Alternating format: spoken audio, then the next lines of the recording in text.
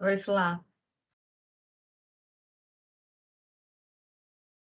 Ela não te ouviu, Simone. Oi, Flá. Oi, Si. Oi, Si. Oi, Boa noite, Fábio, tudo Rubens. bom? Oi, Wagner, Oi. tudo bem? E E, Wagner? vocês? Tava com um probleminha no meu computador, entrei 3 vezes aqui. O pessoal já começou? Já tem bastante gente aqui na Já vou sala, Wagner? liberar, viu, pessoal? Vou liberar agora para eles, tá bom?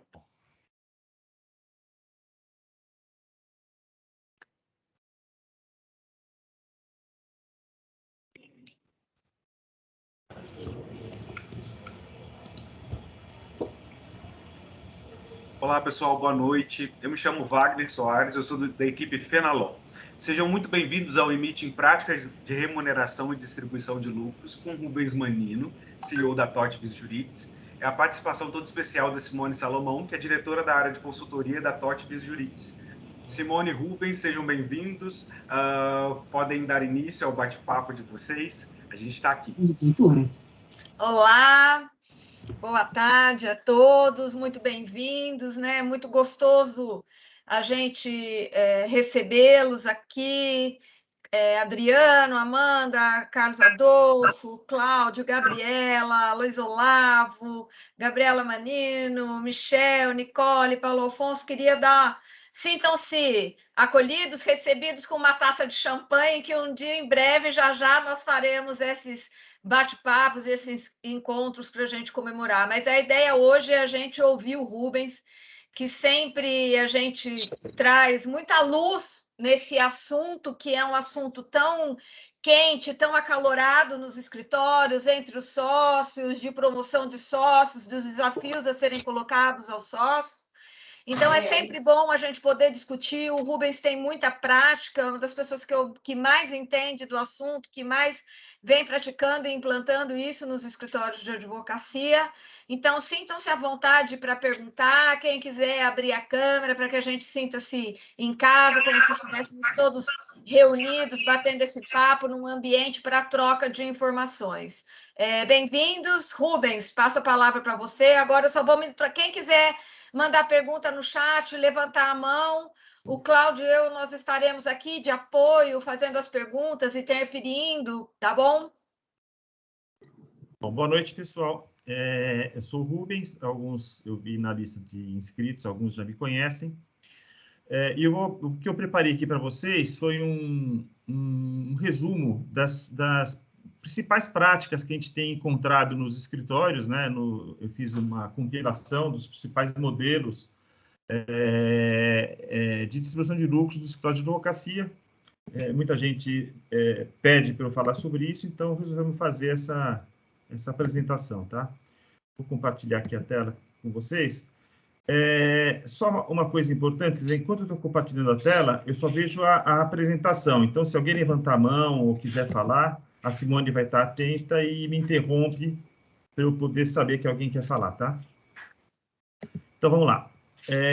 Então, a ideia é fazer justamente apresentar para vocês essa compilação, né, das principais práticas que eu tenho encontrado nos escritórios.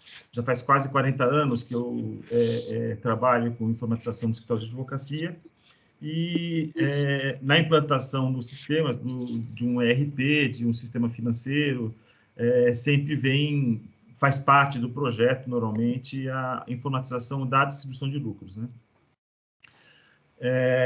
Bom, o que a gente observa nos escritórios é que a gente pode classificar as remunerações de lucros, as remunerações, na verdade, dos profissionais do escritório, em 3 grandes grupos, né? Um grupo chamado remuneração fixa, que geralmente é determinado por critérios de expertise, senioridade, antiguidade, né? Então, é definido uma remuneração fixa dos profissionais, sócios ou associados. Existe um grupo que a gente chama de remuneração variável, que geralmente leva em consideração... A gente tem que baixar o aplicativo da Azul no seu telefone para depois fazer o early check-in, tá? Eu faço isso depois. Desculpa. A remuneração variável, que geralmente leva em consideração critérios de captação de clientes e casos, o trabalho próprio, né, a produção jurídica, né, valores faturados, geralmente está associado a valores faturados ou recebidos, ou resultados de área ou equipe, ou que o profissional, nas quais o profissional trabalha, áreas, equipes em que ele trabalha, ou que ele gerencia. Então, as remunerações variáveis, quando existem no escritório, geralmente levam em consideração esses fatores. E, por último, o grupo chamado de distribuição de lucros mesmo, que é o que sobra de lucro no escritório, como que isso é distribuído entre os sócios, né? E a distribuição de lucros, geralmente, a gente observa, quase sempre ela é baseada em critérios de capital e trabalho, né? Então, é isso que eu vou... O foco principal da apresentação é esse último grupo de distribuição de lucros.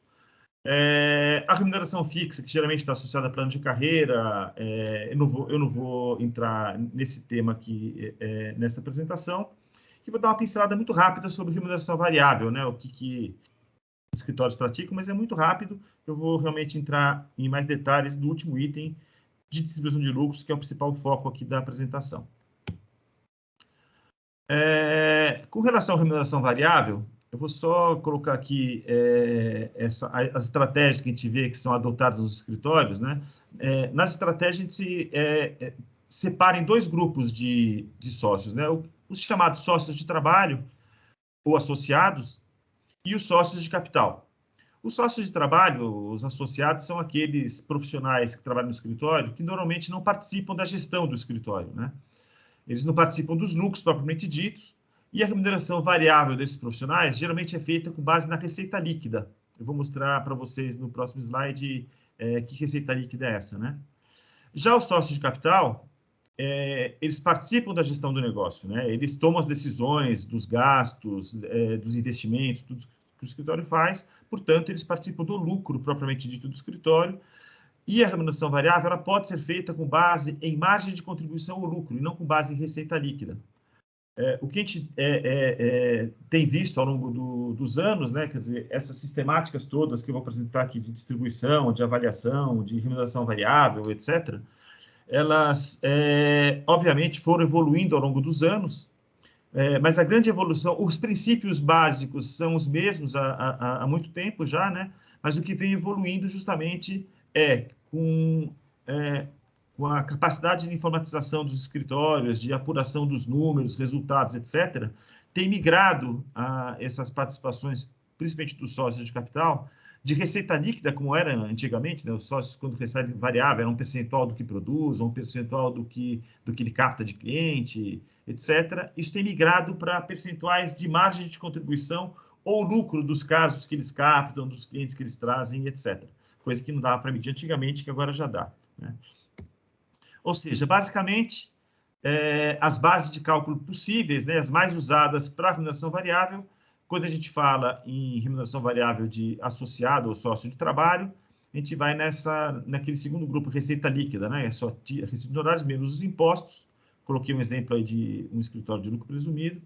Então, é com base na receita líquida. E quando é sócio, aí sim eu posso pegar ou a margem de contribuição, que vem depois dos custos, ou mesmo o lucro, né, que vem depois do rateio das despesas administrativas. Então, não basta trazer um cliente, tem que trazer um caso que sejam rentáveis para o escritório, quanto mais rentável for o caso, maior o lucro, maior a participação, a fatia do lucro a que esse sócio teria direito.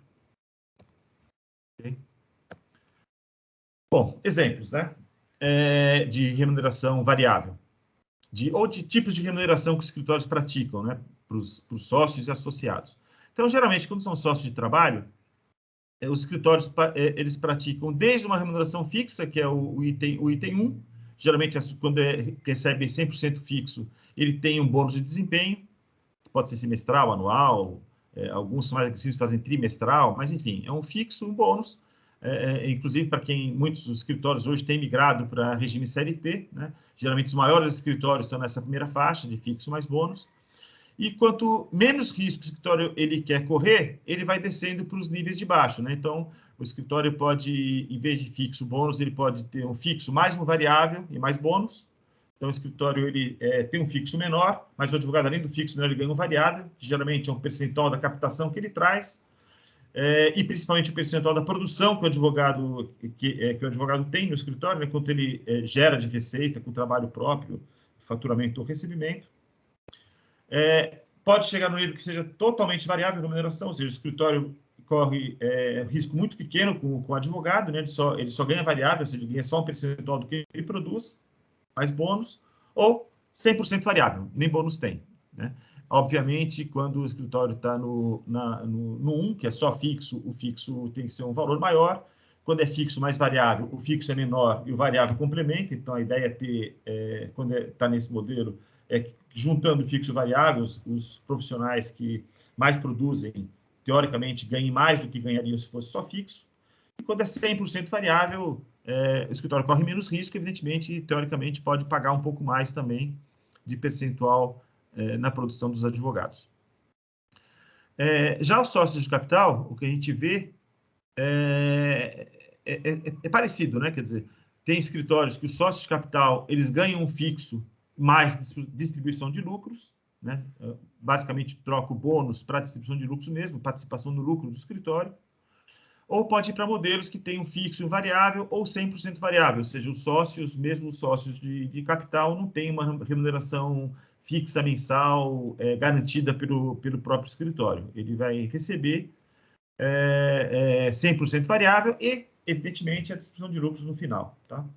Então, a distribuição de lucros é o nosso foco aqui, sobre esse assunto, principalmente, que a gente vai falar daqui para frente agora. Tá? Enfim, como distribuir o lucro do escritório? Né? Uma vez que o escritório recebeu os honorários, pagou todos os profissionais, não importa se pagou a remuneração fixa ou variável ou ambas, pagou todas as despesas do escritório, sobrou lá um lucro. Né? Como que eu distribuo? Como que os escritórios costumam distribuir esse lucro? Eu tinha falado, geralmente é uma combinação entre capital e trabalho. Como é que eu distribuo? 100% pelo capital, eu vejo qual a participação societária de cada sócio e ele ganha um percentual exatamente idêntico à da participação? Pode ser, existem escritórios que praticam isso. Considero só o desempenho dos sócios no trabalho, quanto que eles geraram de trabalho, qual o trabalho que eles executaram para distribuir o lucro 100% pelo trabalho. Isso já é mais raro, né? Isso é 100% pelo trabalho. Ou uma combinação entre as duas coisas. Metade do lucro distribuído pelo capital, metade pelo trabalho. Ou será que o escritório deve valorizar um pouco mais o capital? Será que o capital vale mais que o trabalho? Vou distribuir o lucro um pouco mais pelo capital, um pouco menos pelo trabalho? Ou vice-versa? Essa decisão, pessoal, depende muito do momento do escritório, varia muito com a forma como o escritório foi constituído. Evidentemente, a forma que você distribui lucro, inclusive, se você distribui mais pelo capital, menos pelo trabalho, ou vice-versa, isso influencia, inclusive, no valuation do escritório, né? Qual o valor das cotas que os sócios novos quanto que eles vão ter que pagar para adquirir cotas do escritório. Evidentemente que se o escritório distribuísse, né, teoricamente, 100% pelo trabalho, as cotas não teriam valor nenhum, quer dizer, não teria por que algum sócio que entrar no escritório desembolsar qualquer dinheiro para comprar qualquer cota da sociedade, uma vez que a cota não se traduz depois em distribuição de lucros. Pode traduzir em poder decisório de alguma coisa, tal, mas enfim. Né? Então, a forma como o escritório foi constituído, a forma como as pessoas que estão dentro do escritório naquele momento determinam o que deve pesar mais, capital ou trabalho. Tá? Vamos partir para esse modelo aqui, vamos supor que o escritório decidiu que o capital será 40% e o trabalho 60%. Um exemplo, tá? Não estou dizendo que essa é a melhor prática, estou dando só como um exemplo. A melhor prática para isso, quanto dividir para cada um, como eu falei, não tem muito como palpitar nisso, porque cada escritório é um modelo diferente e tem uma realidade diferente, não dá para ter uma regra. O que a gente encontra, geralmente encontra nessa avaliação de capital, né? Eu coloquei aqui 5 itens, os mais encontrados. Tem outros, tá? Esses são os que a gente vê com mais frequência. Capital social é o que mais aparece, evidentemente. Mas alguns escritórios usam algumas outros itens de capital, porque muitas vezes o capital propriamente dito, o dinheiro que foi utilizado, que foi necessário para montar o escritório, às vezes não é o mais importante, né? Em alguns escritórios menores, tudo não é como uma indústria, que você precisa comprar maquinária, etc. Muitas vezes o capital que foi necessário para montar o escritório não é tão importante assim, e às vezes o valor maior do capital da sociedade o nome dela, o nome que ela tem na sociedade, a marca em si, né? Então, isso muitas vezes os escritórios traduzem com esses outros itens, como tempo de casa, tempo de sócio, quer dizer, quanto mais tempo os advogados estão no escritório, mais tempo eles são sócios, mais eles contribuíram para a formação desse nome, para a formação desse capital, né? Que não é o capital financeiro propriamente dito. Então, alguns escritórios utilizam esses itens. Nome na placa, por exemplo, é muito usado na transição, né? Escritórios que ainda têm os fundadores participando da sociedade, uma forma que tem de fazer essa sucessão é os sócios fundadores que já estão na idade de pensar em se aposentar ou diminuir o ritmo, etc.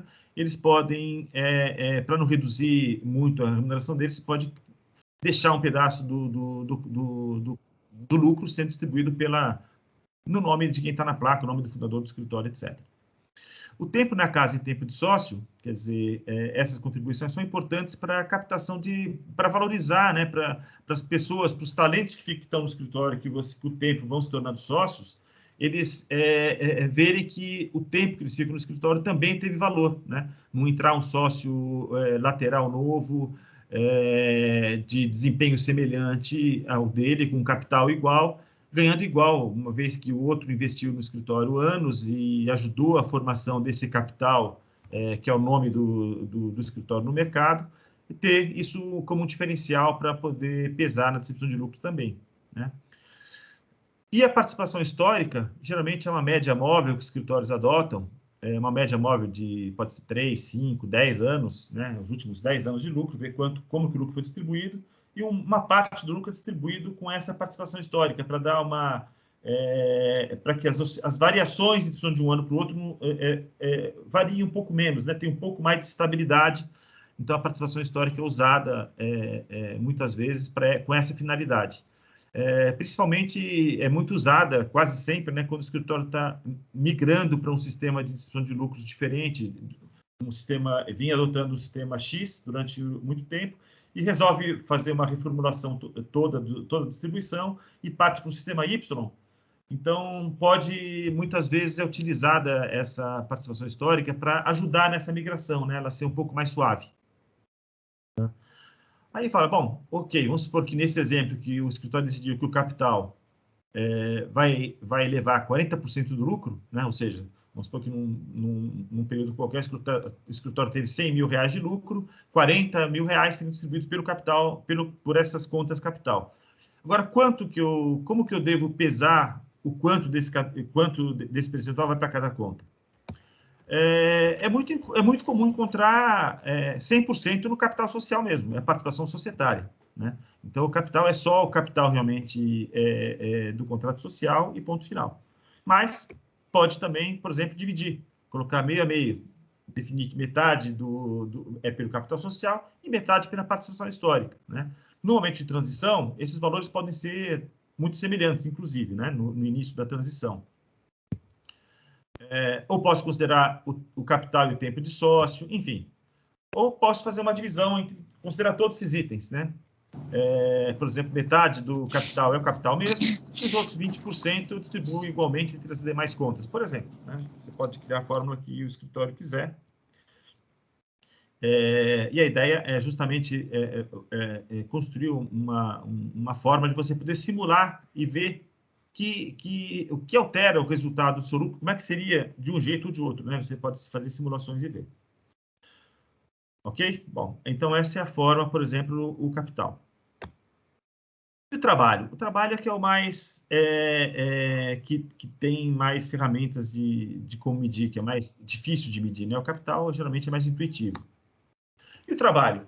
Geralmente, todas as fórmulas, as sistemáticas que a gente encontra na literatura, inclusive internacional, né, nos Estados Unidos tem muita literatura sobre isso, sobre como avaliar o desempenho dos sócios, né, o desempenho dos sócios como advogados, como gestores do escritório, são baseados na avaliação dessas 4 competências, né, que é competência de captação, pode ser de clientes ou de casos para o escritório.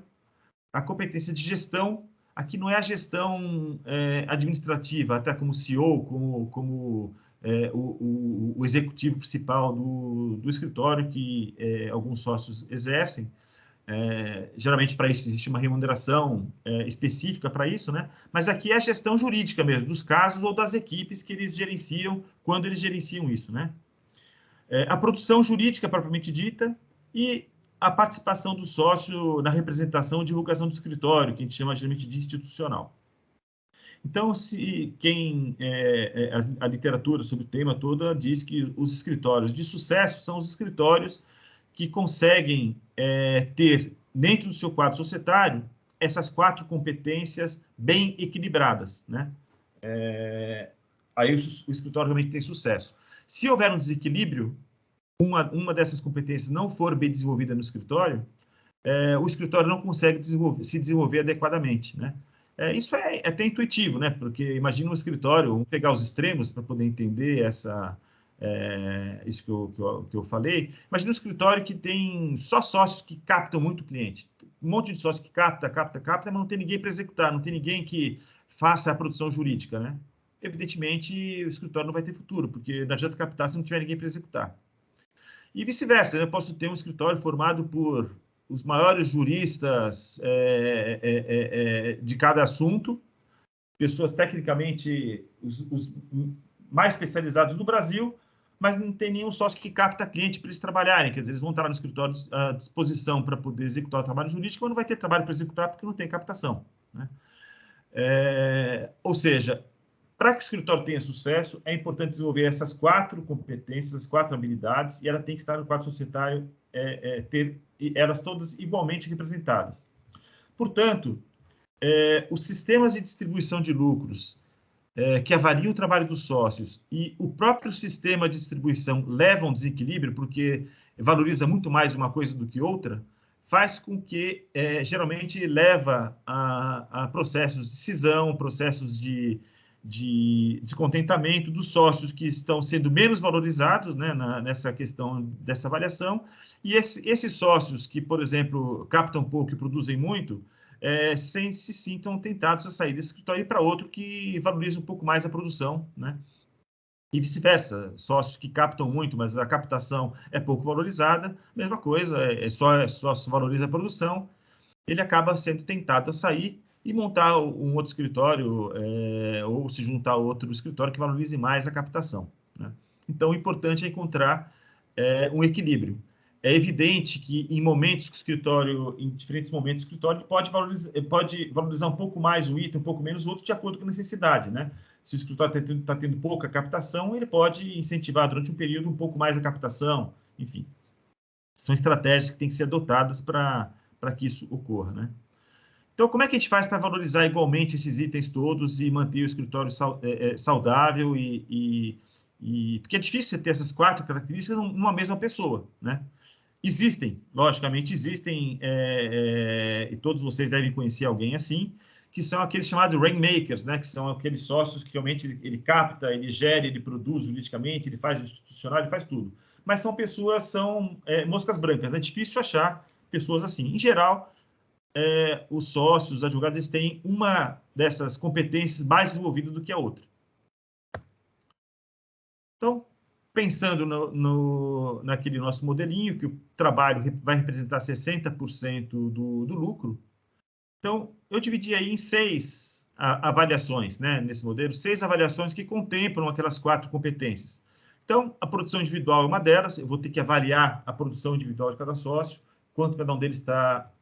geralmente, essa produção individual é feita com base em receita, né, quanto que ele gera de receita, ou faturamento ou recebimento, tem escritório que adota caixa ou competência.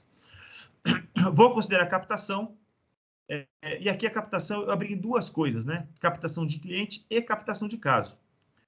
A maior parte do que a gente encontra geralmente é captação de cliente que os escritórios consideram. Porém, captação de caso, alguns escritórios já vêm adotando a captação de caso como um item de avaliação importante e que conta na distribuição de lucros, porque beneficia, faz com que o escritório consiga atender os clientes mais abrangentemente. Que é muito comum você ter no escritório, às vezes, principalmente escritórios full service, né, que atuam em várias áreas diferentes, um sócio capta o cliente geralmente para a área em que ele atua. Então, sei lá, um sócio captador é do tributário, ele trouxe um cliente num trabalho tributário que ele está desenvolvendo e conseguiu captar um cliente, uma grande empresa, por exemplo, escritório na área tributária. E fica naquilo, né? O cliente é dele, ele tem a captação e atua no tributário, e fica anos atuando só no tributário naquele cliente, sendo que o escritório poderia oferecer para o cliente trabalhos de altíssimo nível na área trabalhista, na área societária e assim por diante, né? Então, para incentivar que haja essa captação cruzada, que os sócios das demais áreas tenham interesse, né, em captar novos casos nos clientes que não são deles, são de outros sócios, então você pode medir também, você pode incentivar de que forma? Medindo a captação do caso, ou seja, para o sócio que trouxe o cliente é bom, porque vai ter mais receita no cliente dele, então vai beneficiá-lo também, porque a captação dele de cliente, mesmo que seja em casos que ele não está trabalhando, como o cliente vai ter um volume maior de receita, vai beneficiá-lo também, e vai beneficiar o sócio que vai captar aquele caso. Ele vai fazer o esforço de ir atrás do cliente, agendar reuniões, geralmente, lógico, chama o sócio captador do cliente junto, porque ele tem relacionamento, ele ajuda nessas tratativas, né? Então, ele vai levar novas teses, novas ideias de várias áreas para aquele cliente, para poder captar novos negócios naquele cliente e fazer com que o cliente seja atendido em todas as áreas, por todas as áreas do escritório. Então, eu pessoalmente acho muito interessante avaliar não só a captação do cliente, como também a captação dos casos, né, que podem ser feitos não necessariamente pelo mesmo sócio que captou o cliente. A parte de gestão, né, que seria a terceira competência, a maior parte das vezes a gente vê nos escritórios o que é medida a gestão de equipe, o sócio tem a equipe dele, eu vejo o desempenho da equipe dele, quanto que está gerando de rentabilidade aquela equipe, mas também existem escritórios que medem a gestão do caso ou a gestão de assuntos, né? Por exemplo, tem sócio... Isso às vezes é comum ver também, até você tem exemplo de tributário, às vezes o sócio desenvolve uma tese tributária qualquer e ele é responsável por aquela tese. Então, todos os casos daquela tese, daquele assunto, ele vai gerir, independente de qual equipe que está trabalhando, às vezes tem várias equipes de tributário dentro do escritório e tal, e ele vai, então, todo aquele assunto do qual ele é o responsável, ele pode ter uma participação de acordo com o desempenho, né, desse assunto dentro do escritório, né, desses casos dentro do escritório. E o institucional, quer dizer, olhar como que cada sócio está trabalhando para divulgar o escritório, divulgar o trabalho do escritório, fazer com que o escritório seja conhecido e valorizado no mercado. Então, vou mostrar aqui como... depois vou entrar nesse detalhe de como que faz esse tipo de avaliação. Bom, quanto que desses 60%, quanto que eu posso pôr para cada item? O que a gente encontra com mais frequência mesmo, o mais tradicional, é produção individual e captação. Não digo que necessariamente igualmente as duas coisas, né? Mas o que a gente vê, o que mais é avaliado na parte de trabalho dos escritórios, é isso, é produção individual, ver quanto que cada um está produzindo de receita e quanto que está captando de clientes. Isso é o mais comum, mas eu posso dividir diferente, né? Eu posso, por exemplo, esse também é comum, tá? Captação de cliente e gestão de equipe. Tem escritório que adota por estratégia, tem alguns escritórios, tem vários clientes nossos que são assim, que eles acham que o sócio não precisa desenvolver o trabalho jurídico à medida. Eles nem querem incentivar que o sócio fique desenvolvendo o trabalho jurídico. Eles querem que o sócio capte cliente, na visão deles, o sócio tem que captar cliente e gerir equipe. Então, vai valorizar esses dois itens dos sócios e o trabalho jurídico seria executado por advogados sêniores, plenos e júniores, né? Os sêniores que coordenariam mais o trabalho jurídico em si. Outros, né? Aliás, isso aqui é comum em escritórios grandes, né? Muito comum você ter essa parte institucional muito valorizada, muito bem avaliada. Então, em algum escritório pode ter por estratégia apenas avaliar a captação de cliente, que só se tem que captar, e o institucional. Aliás, estão, de uma certa forma, relacionados, né? Geralmente, os sócios que fazem bastante trabalho institucional, vou mostrar daqui a pouco os tipos de trabalho institucional que são feitos. Geralmente, esse trabalho institucional leva a gerar captação também, né?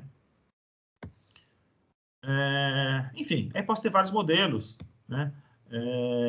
Posso dividir a captação em dois, metade para cliente, metade para caso, ou chegar no modelo, por exemplo, considerar todos esses itens, né? É possível considerar todos eles, por exemplo, 10% para cada um desses itens, tá? Aqui, ó, é um exemplo de como que é feita, como é que a gente avalia a captação de clientes, né? Como eu falei, bom, pessoal, só uma coisa, que se alguém quiser interromper, para o assunto não ficar longe, alguém quiser interromper e perguntar alguma coisa ou acrescentar algum comentário sobre o que eu estou falando, pode levantar a mão, a Simone me interrompe e a gente Estou de discute, olho tá? aqui. Não precisa esperar o fim da apresentação. Bom, mas enfim. Ou quiser mandar escrito no chat, se preferir mandar, eu posso ler e fazer a pergunta, tá bom? Exato. Então, aqui, vou até voltar um pouquinho aqui na apresentação. Quando eu falei que, aqui no começo, né, sobre o DRE, né, então, antigamente, quando eu vou avaliar a captação de cliente, geralmente se olhava a receita líquida do cliente. Quanto que cada sócio captou, né? Com as novas ferramentas que a gente tem de gestão atualmente disponível para os escritórios, quando eu falo em captação de cliente, eu poderia estar falando, na verdade, quero saber qual a margem de contribuição, ou seja, tirando o custo, né, o trabalho jurídico que foi feito, quanto que sobrou daquela receita que tive com o cliente, quanto sobrou para pagar a despesa do escritório e distribuir lucro para os sócios. Ou até eu posso ir direto para o lucro. Aqueles clientes captados pelo sócio, quanto que eles deram de lucro para o escritório de fato, né? O cliente faturou 1 milhão durante o ano. Ok, mas quanto custou para eu executar esse caso que gerou uma receita de 1 milhão e quanto foi o custo interno do escritório para isso? Eventualmente, esse 1 milhão pode ter dado prejuízo, né, para o escritório. Eu faturei 1 milhão, mas eu gastei 1 milhão e 100. Ou eu posso ter contratado no caso de 1 milhão e gastei 100 mil, deu 900 mil de lucro, né? Então, o que importa é o que sobra de resultado, né? Porque senão os sócios ficam, se a gente considerar só a receita, eles ficam preocupados em volume, em valor, e pode ter a tendência de querer fechar um negócio, mesmo que aparentemente seja deficitário, só porque, para a conta dele, aquele valor de receita elevada vai influenciar positivamente. Então, eu pus até aqui um exemplo de captação de cliente. Vou parar na margem de contribuição, nem vou entrar em rateio de despesas, porque esse item... Rubens, tem uma pergunta aqui, eu não sei se você quer falar agora, quer continuar, mas a Annelise está perguntando, o critério de captação de caso tem por efeito de estimular o cross-selling, né? Exato. Exatamente. Sim. Quer falar um pouquinho disso? Não. Depois você emenda, né? Sim, não, mas é isso mesmo. Incentivar, porque às vezes o sócio de uma área está preocupado, logicamente, né? A ideia é essa, né, desse sistema de distribuição, é que os sócios fiquem preocupados em conseguir bons índices, né? Quanto maior o índice que cada sócio conseguir, maior o lucro total, maior o bolo que vai ter para fatiar. Então, ele tem que se preocupar em alcançar os índices que estão de acordo, teoricamente, com a estratégia que o escritório traçou. E aí ele quer captar casos, ele quer se esforçar para captar coisas nos clientes dele, né? A partir do momento, porque se ele captar coisa no cliente de outro, e eu só considero captação de cliente, quem vai ganhar mais dinheiro é o outro sócio, não ele, né? Vai aumentar a fatia do sócio para o qual ele captou, e não a dele. Então, para você incentivar isso, incentivar que os sócios olhem a carteira de clientes como um todo e não só os clientes dele, para ter uma visão geral do escritório e não só dele em particular, para evitar criar vários pequenos escritórios dentro do escritório maior, essa é uma ferramenta que tem se mostrado bastante útil, porque o interesse dele é vender, captar casos em qualquer cliente do escritório. Isso vai beneficiar os números dele na captação de casos, independente de quem é. E o sócio, que é o dono, entre aspas, daquele cliente, ele não vai se sentir incomodado que alguém esteja captando casos no cliente dele. Pelo contrário, ele vai ajudar, né, nessa aproximação, nessa captação, porque beneficia a ele também, porque o cliente dele vai ter uma receita maior, né? Então, dessa maneira, isso incentiva muito o cross-selling dentro do escritório. Não sei se respondi a pergunta da Annelise, mas essa é a ideia. Ok? Bom, voltando aqui, este quadro aqui é para mostrar justamente voltando na captação, né, em qual número considerar. Se eu olhar só a receita, ou receita líquida, daria na mesma, né, da participação, vamos pensar aqui no escritório que tem 5 sócios, e esses 5 sócios captaram, num determinado período, os clientes desses sócios geraram 12 milhões e 600 mil de receita. Se olhar a receita ou bruta ou líquida, né, porque se olhar antes ou depois do imposto daria na mesma percentual, o sócio A teria na receita 55% de participação, o B 15%, o C 7%, o D 7% e o E 12% de participação na captação de cliente. Mas vamos supor o seguinte, não, eu quero olhar, além de quanto eles geraram de receita, a receita só, eu quero saber quanto custou para executar esses casos. Tem caso que o sócio não cobra reembolso de despesa, ou tem que contratar escritório terceirizado, ou tem que contratar, ou no fechamento do negócio ele não conseguiu negociar com o cliente bem o suficiente para poder cobrar o reembolso de todas as despesas, então o cliente lá não paga táxi, não paga xerox, não paga alguma coisa do tipo, e o outro conseguiu fechar o negócio cobrando tudo isso do cliente. Obviamente, as margens vão ser diferentes. Então, vamos supor que esse sócio A, aquela receita de 7 milhões que ele gerou, aqueles clientes que tiveram uma receita de 7 milhões, tiveram um custo direto, né, entre advogados e despesas não reembolsadas dos casos, de 2 milhões e 700. E descontando os impostos, ele teve uma margem de contribuição de 3 milhões e 250 mil. Essa foi a margem de contribuição que esse sócio trouxe nesse período com esses clientes dele. Já o sócio B faturou 2 milhões, porém o custo foi 1.450 e mais 300 de imposto, sobrou 250 mil só, de margem de contribuição para pagar despesa e lucro para o escritório. Eventualmente, pelo número que está dando aí, 250 mil, um pouco mais de 10% de margem de contribuição, provavelmente, né, quase que seguramente, se eu fizer rateio de despesa, vai dar prejuízo, inclusive, os casos desse cliente, desse sócio, né, os clientes desse sócio, teoricamente, deram um prejuízo para o escritório nesse período, se eu considerasse o rateio de despesas. E assim por diante. Então, ali a gente teria margem de contribuição de cada um deles. Aí você vê ó, que o sócio B, que teve uma receita de 2 milhões, que tinha 15% da receita, ele tem só 4% da margem de contribuição. O sócio C, que trouxe metade da receita dele, 1 milhão de receita, ele tem 2,5 vezes mais margem de contribuição. Né? Em vez de 250, ele produziu 600 mil de margem de contribuição. Então, com os clientes dele, sobraram 600 mil reais para pagar as despesas, para contribuir para pagar a despesa do escritório. Portanto, você tendo um sistema de gestão adequado, que consiga medir esses números, esses valores, você consegue introduzir novos conceitos, novos fatores para fazer a distribuição de lucros e a avaliação da captação desses clientes, né? Então, isso faz com que os sócios eles se preocupem mais com o resultado financeiro do escritório e não só com a receita, né, que vai gerar aquele cliente que ele captou, aquele contrato que ele está negociando. Okay? Então, essa seria uma maneira de medir captação de cliente. Evidentemente, seria uma maneira muito semelhante para medir captação de caso. Eu teria que medir a receita, o lucro, a receita, o custo que tem para executar aqueles casos específicos, né? O conceito é exatamente o mesmo, eu vejo a receita menos o custo direto dos casos. E o mesmo conceito para a equipe, né? Se eu estiver analisando a gestão da equipe ou gestão dos casos do sócio, eu viria a mesma coisa, quer dizer, qual a receita da equipe, quanto que aquela equipe gera de receita, quanto custa a equipe, né? Porque é muito fácil você gerenciar uma equipe, eu vou ter uma equipe de 5 advogados, vou contratar 5 sêniores com os maiores salários de mercado e vou trabalhar com essa equipe, vou produzir trabalhos fantásticos.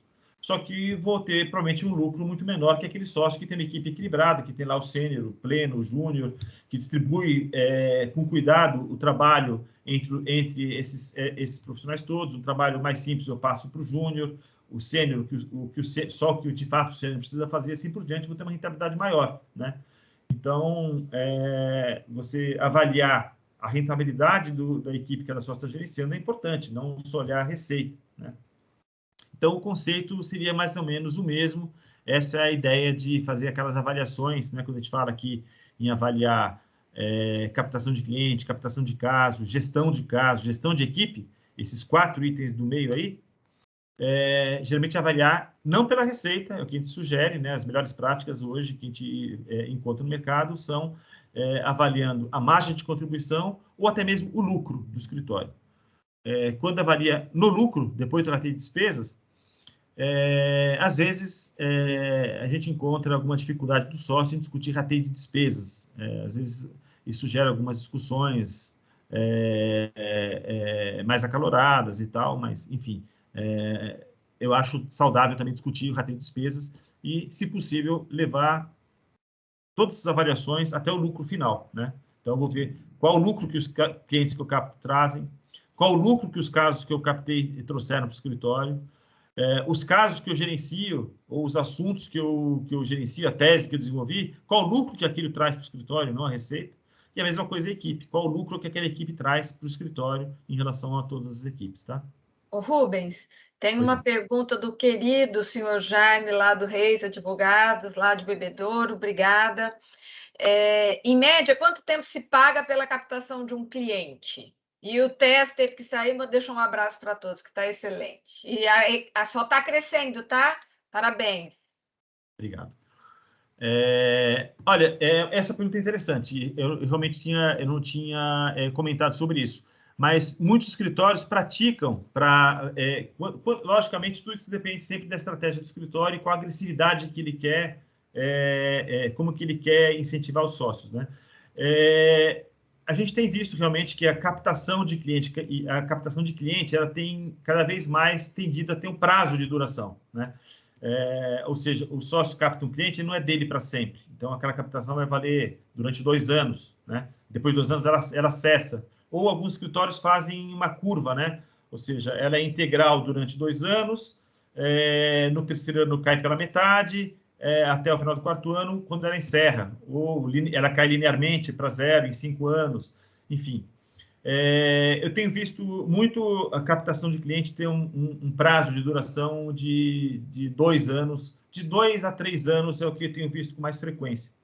Mas muitos escritórios ainda praticam aquela captação que é eterna, né? Quer dizer, o sócio captou o cliente, aquele cliente é dele até ele se aposentar. E o ruim disso é que o sócio que tem uma carteira de clientes grande, ele acaba se acomodando e perde o incentivo de captar novos, de captar mais clientes, né? Quer dizer, pode levar a uma certa tendência de acomodação, né? Então, essa captação do cliente ter um prazo de duração, eu acho uma prática positiva. Foi uma pergunta interessante do Dr. Jaime, eu tinha esquecido de comentar. Mais alguma pergunta aí, Simone? Por enquanto, não. Não Bom, sei se alguém quer aproveitar e, nesse momento, levantar a mão, fazer mais uma pergunta que está relacionada a isso, aos índices, a outras questões relacionadas à captação. O Rubens, o seu Jaime está agradecendo que está muito bem esclarecido, tá? Ok, Por obrigado. enquanto, não. Ok. Bom, e aí vou falar um pouco aqui do trabalho desse institucional, né? O que é esse institucional? Esse institucional, a gente vê que ele é mais valorizado, a proporção, quer dizer, quanto maior o escritório, mais valoriza essa avaliação institucional. É o que a gente tem encontrado com mais frequência. O que é isso? É fazer com que os sócios participem, eles tenham atividades. Evidentemente, isso aqui é mais comum no escritório grande, porque no escritório grande, como tem equipes maiores, os sócios podem se dedicar mais a essas coisas e se preocupar menos com a produção do trabalho jurídico, propriamente dito, muitas vezes, né?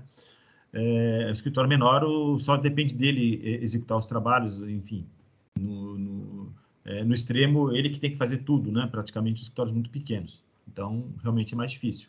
Mas qual é a ideia? A ideia de uma certa forma, medir aquilo que todo mundo fala. Não, o sócio tem que escrever artigo, tem que participar de congresso, tem que dar aula, tem que escrever livros, tem que escrever artigos, tem que dar entrevistas, tem que organizar palestras, tem que fazer uma série de coisas.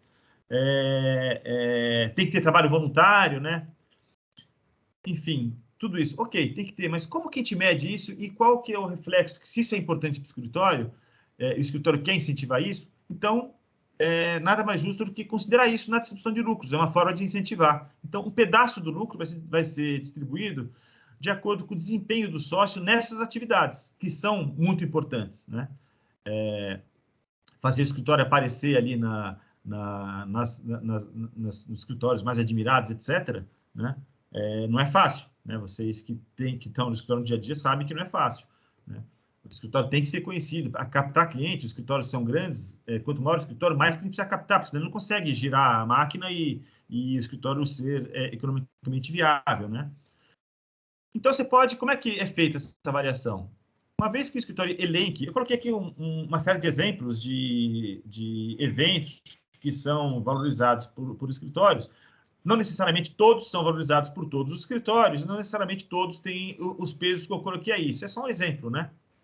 Então, se o escritório valoriza escrever artigos, aí você pode... Pôs 2 exemplos aí, ó.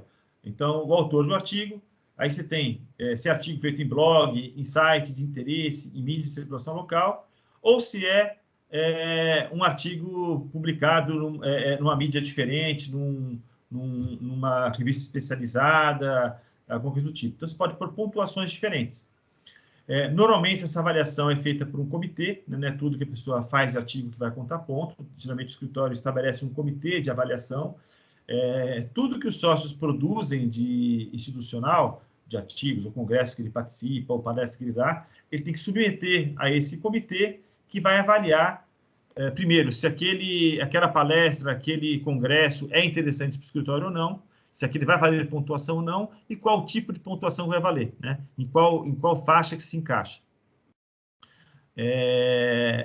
Então, é feita a avaliação dentro de um período. Então, vamos supor que o escritório distribua lucro a cada 12 meses, a cada ano, a cada 6 meses. Então, a cada período desses 6 meses, de um ano, de 3 meses, enfim, o período que o escritório for fazer a avaliação, é feita a computação da pontuação que cada sócio teve naquele período, né?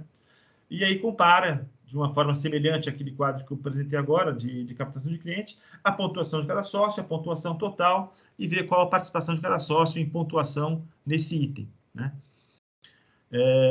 Da mesma forma, cursos de especialização, mestrado, doutorado, tem pontuações diferentes quando o sócio e aluno está fazendo um curso, quando ele é professor, ele dá aula naquele curso, evidentemente que o professor tem uma visibilidade muito maior, então a pontuação tende a ser maior, né? São muito considerados também participações, defesa de teses em cortes superiores, etc. Tudo isso geralmente é valorizado, é feita avaliação. Inclusive, hoje, uma coisa que a Simone gosta muito de falar, que é a participação nessas mídias sociais, né? Hoje, os escritórios, os sócios mais jovens, né? Quer dizer, existe muita participação em redes sociais como LinkedIn, Twitter, o alcance das lives, tem que ter isso. Exatamente. Essas coisas hoje, os sócios mais antigos, muitos descreem um pouco desse tipo de coisa, mas a prática mostra que elas surtem efeito e tanto para a clientela também, que é jovem, né? Os diretores de empresa, diretores jurídicos, CEOs de empresa, muitas vezes são jovens também e participam acompanham essas redes sociais, e existe captação, sim, é fato, que é estimulada, né? Lógico que não é só a rede social que vai captar o cliente, mas é estimulada pela participação e pelo sócio do escritório estar sempre presente, pela presença permanente nessas redes sociais, escrevendo, dando comentários interessantes, postando coisas interessantes. Tá? Então, a ideia de fazer essa avaliação institucional é essa, tá? Bom, muito bem. E isso tudo é adequado, né? Com o perfil do escritório, com a estratégia, você já colocou, mas só deixando bem claro que esse aqui é um modelo que a gente tem que é amplo, e isso se adequa a cada característica, um escritório menor, um escritório maior, um escritório que já tem uma marca sólida, um escritório que está começando a construir, um escritório que quer estimular, né? O momento do escritório, né, Exato. Rubens? Exato. Isso aqui, geralmente, quem adota esse sistema de gestão de lucros, eles variam, logicamente que não varia assim brutalmente, mas pode variar o peso dessas contas de ano para ano, de acordo com o interesse do escritório, que ele quer incentivar mais, né? Aqui só fez um exemplo de como é que consolida aquilo tudo, né? Então, a gente peguei aquele exemplo que a gente tinha parado, que era 40% capital, 60% trabalho, com esses percentuais em cada uma das contas, né? Então, 20% pelo capital social, nome na placa, tempo de casa, tempo de sócio e tal, etc. Uma vez que eu tenho todos esses pesos definidos, eu coloco embaixo a participação de cada sócio em cada um daqueles itens. Então, vamos supor que nesse exemplo, tem aqueles 5 sócios, o sócio A tem 50% do capital, o B 20%, e os outros 3 sócios têm 10%. O sócio A é o fundador, então só tem o nome dele na placa, né? Então, 100% daquela conta é dele, ou seja, 5% do lucro fica permanentemente desse sócio fundador, né, pela adoção que eles fizeram. O tempo de casa e o tempo de sócio também contam, né? O sócio A, quando fundou o escritório, esse B não era sócio, mas já abriu o escritório junto com ele, entrou desde o começo, está no mesmo tempo de casa, os dois. Porém, o sócio A está muito mais tempo como sócio, né? Num determinado momento, ele colocou o B, o C e o D como sócios na mesma data, por isso eles têm a mesma participação de tempo de sócio, né? E o E já seria um sócio novo, acabou de entrar, ainda não tem tempo de sócio nenhum. E a participação histórica, vamos supor que num período, uma média móvel dos últimos 5 anos, por exemplo, tivesse a participação histórica, quando o sócio resolveu adotar essa sistemática de distribuição nova, vamos supor que a distribuição histórica que eles tinham de lucros era esse daí, vamos supor que era 40% A, 20% o B, 15% o C, 15% o D e 10% o E. Era mais ou menos isso que eles recebiam do lucro do escritório. O desempenho de trabalho eu coloquei ali, o sócio A, ele tem uma produção individual menor, vamos supor que um sócio, você vê que claramente ele tem mais captação, né? A captação dele é bem mais elevada que dos outros sócios. Evidentemente, geralmente quem capta mais tem menos tempo de desenvolver trabalho jurídico, então ele já não trabalha, não desenvolve tantas peças, tanto trabalho jurídico como os outros sócios. Isso é mais equilibrado nos outros, né? A captação de cliente dele, o percentual é alto, porque a gente viu que a rentabilidade dos clientes dele tinha uma rentabilidade boa. O sócio B, apesar de ter captado um volume grande de receita, foi pouco rentável. Então, o percentual dele de participação nessa conta está menor, está 4%. E assim por diante, fui colocando. Aí, no final, você fazendo a multiplicação desses percentuais todos, no final deu, nesse período, essa distribuição real de lucro aí no final, que ele está na última coluna total. Então, usando toda a sistemática, que os sócios todos se sentem valorizados em tudo que eles fazem, ou seja, não está pesando só na captação, não está pesando só na execução, tudo é valorizado igualmente.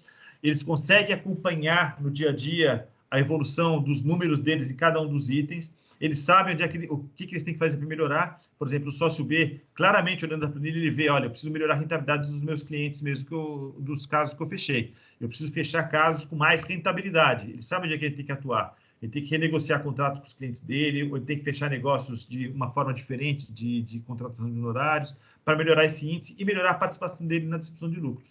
Tá? Ô, Rubens, deixa eu aproveitar. Tem um comentário aqui do Rafael. Captação vitalícia? Existe mesmo? Sem comentários.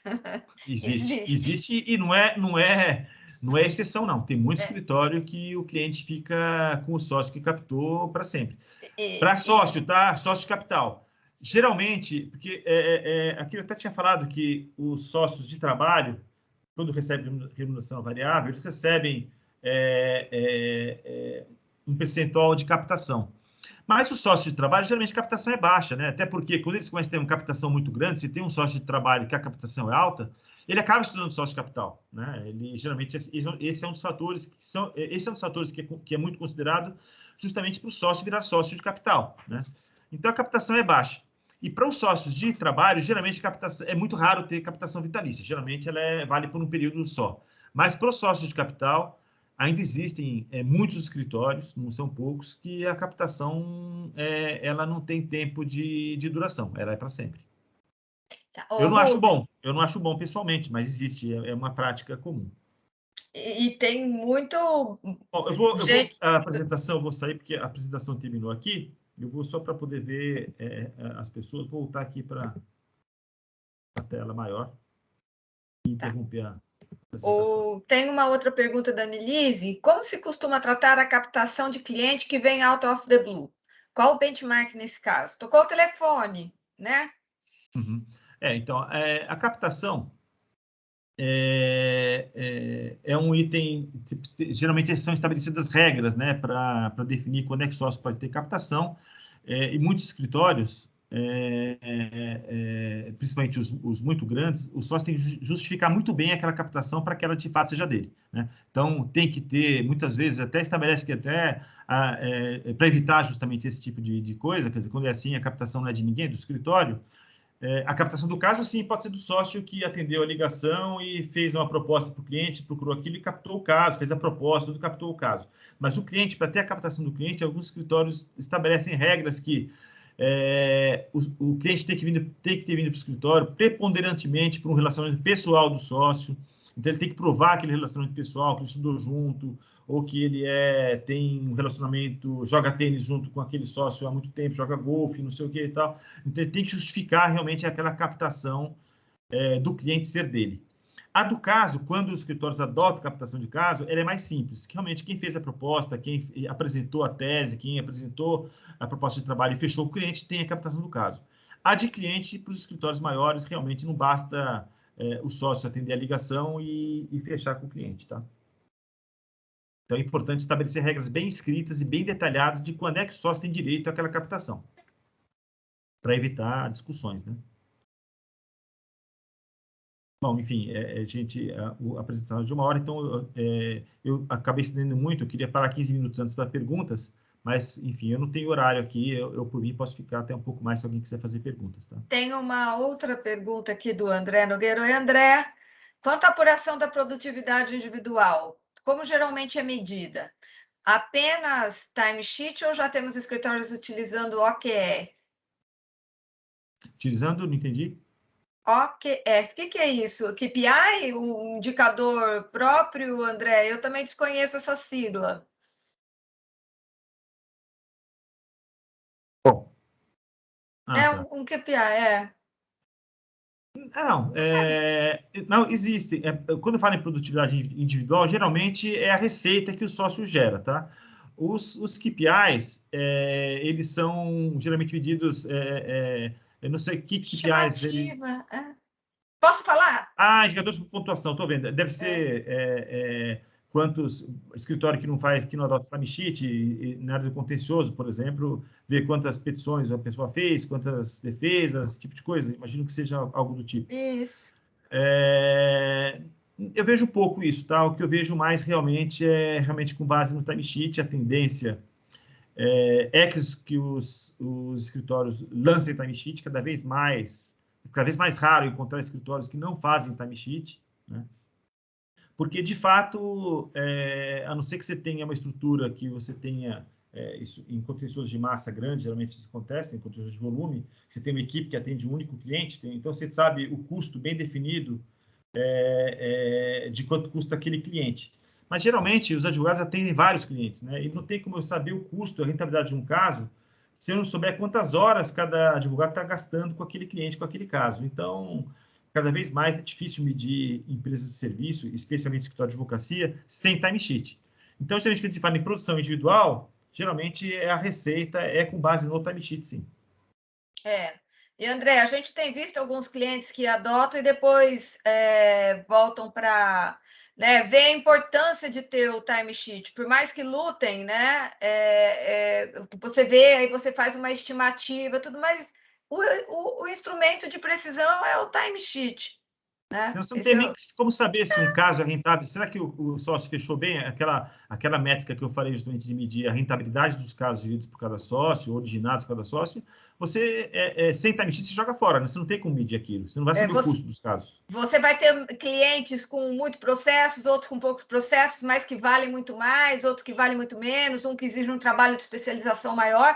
Então, o nível... Assim, quando você faz um projeto de distribuição de lucro... Estou respondendo aqui, tá, Rubens? Quando você faz um projeto de distribuição de lucro, você também tem que pensar em minimizar o conflito que isso pode gerar. Quando você tenta estabelecer um critério, você estabelecer um indicador, isso gera muito conflito entre os sócios. E se você estimula o conflito, você não consegue estabelecer um critério, mudar um modelo, atingir. Então, tendo um instrumento que é preciso, que é direto, que você tem lá como apurar, você minimiza o conflito. Isso é um ponto muito importante numa implantação de distribuição de lucro.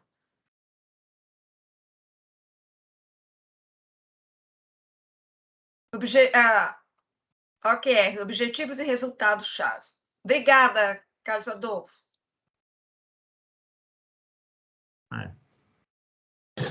O Rubens, uma contribuição rápida aqui. Eu acho que a questão de produção individual, ela tem vários critérios que podem ser utilizados. Então, é um assunto que, em si, necessitaria talvez mais uma meia hora de conversa, assim, porque como você vai usar a taxa horária de cada um, como é que você vai depois Se tiver, sei lá, um êxito, como é que você vai distribuir o êxito, enfim, tem vários critérios que às vezes variam de um escritório para o outro, que afetam a produção individual.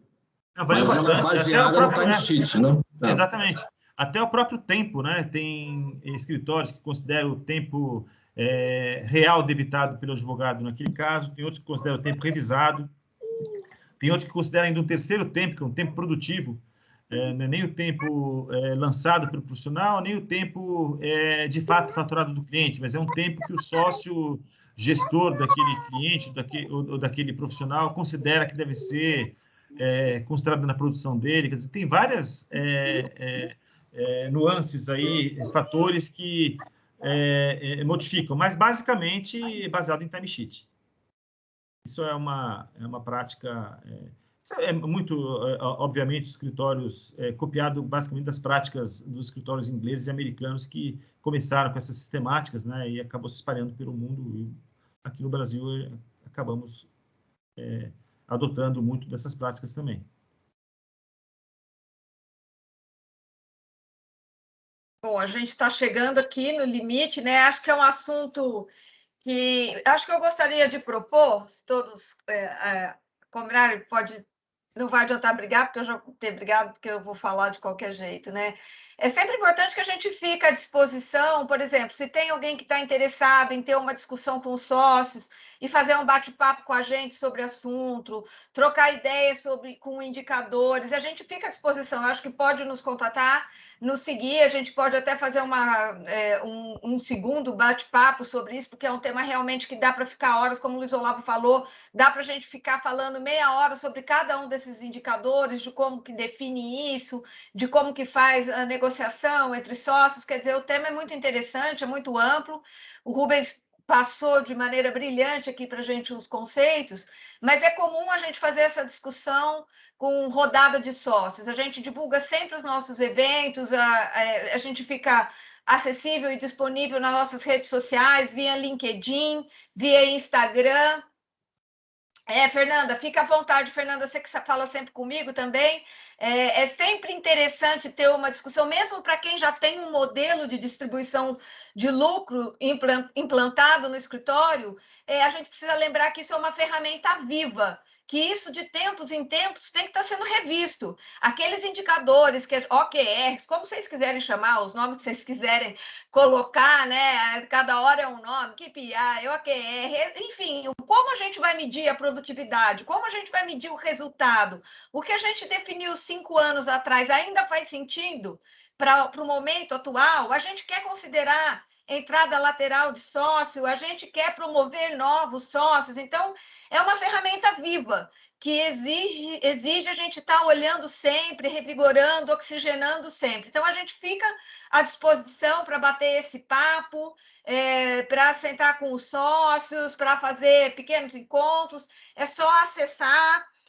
Eu vou colocar o meu celular e o meu Instagram aqui, acho que eu sugiro que o Rubens coloque também, o Carlos Manino, o Luiz Olavo, o pessoal que está aqui, para quem quiser seguir. A gente, nas redes sociais, a gente sempre coloca.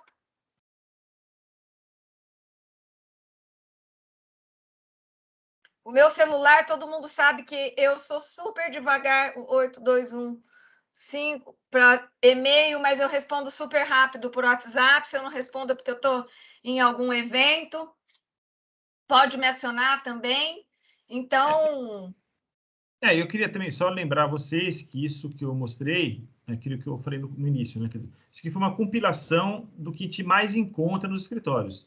Evidentemente, existem uma infinidade de outras sistemáticas de distribuição que a gente já implementou, já desenvolveu, já informatizou, mas a grande maioria dos escritórios se encaixa num desses modelos que eu mostrei para vocês, tá? Outra coisa que o Wagner colocou, a gente também, nós faremos mais pílulas de conhecimento, tanto na Toto Juritis quanto na Fenaló. Então, a gente aguarda sugestão de tema, o que vocês querem ouvir mais, ou se vocês quiserem que a gente detalhe mais algum do conceito que o Rubens colocou, ou de manhã do que a gente colocou dos nossos produtos. E o e-meeting, nós faremos outros e-meetings, então a gente também está aceitando sugestão de tema, do que a gente pode falar. tá? De carreira, de sócio de serviço. São tantos temas. A nossa equipe é formada por especialistas, por Precificação profissionais. é legal também, né, Simone? Precificação é uma coisa super bacana. A gente tem desenvolvido estudos, tem um trabalho muito bacana recentemente que a gente fez implantando no escritório de advocacia. Então, nós temos especialistas em todos os assuntos relacionados à gestão para escritório de advocacia. Então, a gente fica à disposição, aceita a sugestão, a gente também está acessível para bate-papos particulares e menores, tá bom? Precificação, parte financeira, BI, dashboard, já estão tanto aqui. A gente pode falar de tudo, Rafael. Vem conversar com a gente adora trocar ideia sobre essa parte de gestão financeira. Esse é um grande diferencial da nossa solução. O mecanismo de remuneração do modelo de distribuição de lucros que o Rubens apresenta é muito baseado nessa parte das informações gerenciais e financeiras que a gente consegue extrair das nossas soluções. Né? Dashboard é bem bacana também. O que você quer avaliar, a gente também pode falar. Precificação é bem interessante. Olha, é um bom tema. O Milton já fez uma palestra, 2 palestras, 2 webinars bem interessantes de precificação, mas a gente pode pensar num próximo bate-papo sobre precificação também. Pessoal, muito obrigado pela presença de vocês aqui, engrandecendo aqui o nosso evento. Muito bem organizado pela Fenaló, aliás, por sinal. Obrigado, Wagner, Flávia. Obrigado, Rubens. Obrigado, Simone. Muito obrigado a todos vocês, gente. Como a Simone comentou, a gente está realmente aguardando um retorno de vocês quanto aos temas que vocês se interessam para os próximos e-meetings, tá? Então, enfim, aguardamos vocês até o próximo, viu? Muito obrigado e boa noite. Obrigado, A próxima pessoal. Um abraço a todos. Tchau, tchau. Eu quero, Simone. Boa noite, obrigada. Excelente palestra. Tchau. Beijo. Tchau, pessoal. Obrigada, boa noite. Boa noite.